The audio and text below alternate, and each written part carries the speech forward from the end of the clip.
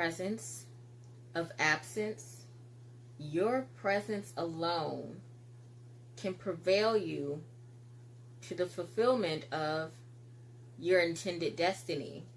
You know, there's a lot of people in this life that are given obligations, that are given duties, yet due to the lack of responsibility, they don't fulfill their contribution. They don't contribute to the shared relationship, the mutual connection that they have with someone else. You know, I'm an older sister, so my obligation to my brother is to be his sister. Morally and legally, I'm bounded to my brother because I'm his sister. My duty is my assignment, so whatever that entitlement of being a sister entails, that's what I'm supposed to do. So I'm supposed to lead him, guide him, you know, assist him in frameworking his perspective of women and, you know, the treatment of himself, given the way that I treat him and the way we interact with one another. Of course, there are going to be certain things that he probably has to filtrate and tweak to match whatever he will soon encounter within his own life, but I'm supposed to be, you know, an exemplary figure within his life. That's my duty, given my obligation. Yet, with obligation and duty comes responsibility. And responsibility is something that I have the most control over. I didn't get to choose whether or not I wanted to be a sister or not. I didn't get to choose what being a sister entailed. That was just something that I was ordained. That was something that I was given. I was bestowed. So responsibility is something that grants you a bit of free will, because you can do whatever the hell you want to do. You don't have to be a good sister. You don't have to be a bad sister. You can be whoever you want to be, you know? And when you're in a shared experience, when you're in a relationship, it's 50-50. So I don't have to contribute my full 50. I don't. I can give 0% or I could give 30% or give 50%. But that's what a lot of people struggle with. Why someone isn't being the complete version of themselves necessary for the fulfillment of that relationship. A lot of people struggle with the parental or authoritative abandonment. They struggle with the fact that their mother wasn't the best mother, their father wasn't the best father, their sister wasn't the best sister, their brother wasn't the best brother. They struggle with that because given obligation and given duty, they were expected to be. They were supposed to be, but they weren't, you know? And sometimes we hinder our growth because the people that were supposed to be what they were meant to be weren't who they, you know, were called to be.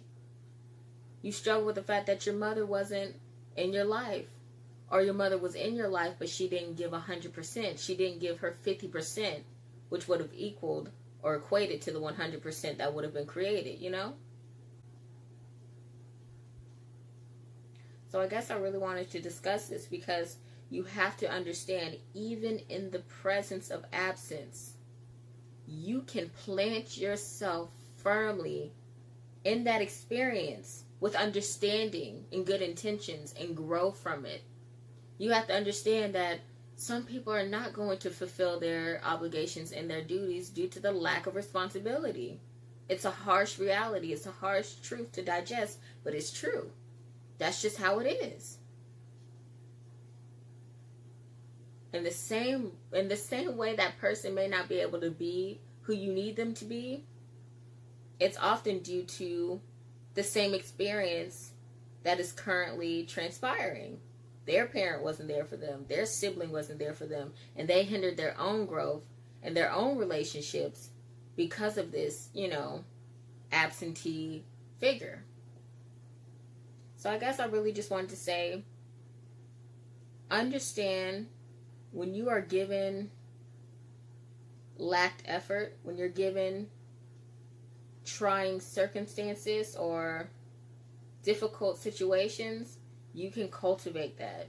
You can transmute that into something much more meaningful than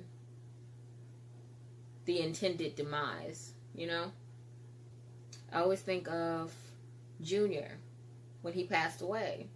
There were so many people that could have helped him. There was cars. There was an ambulance that passed. There were 2 nurses that passed. There was a hospital a couple of blocks away. There were people in the buildings. There were people in the bodegas. There were people there that could have helped him. People that could have helped him, but didn't. People that were capable of helping him, but weren't meant to help him. And then there was a person there that was capable of helping him, that wanted to help him. And that person did, and it was himself. He ran to the hospital, which he ended up dying in front of. You gotta want to save yourself,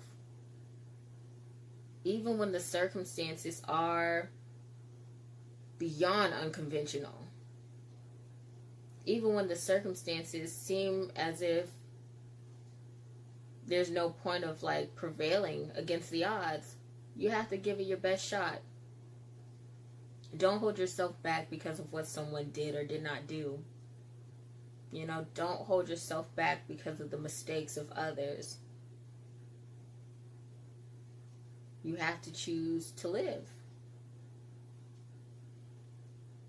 And I say this because I had a friend who would always just antagonize herself with the thought of what people didn't do for her and who wasn't there for her in the midst of her demise. But it's like, yeah, that's your mom. Yeah, that's your grandpa. Yeah, these are people that are meant to be whatever they're supposed to be, but they're not. So what can you do? What will you do? Heal. And healing comes with understanding. You know, don't antagonize yourself with this ever-looming agony of grievances. Because someone didn't give you 100%. All you can do is assess, understand, and alterate that experience.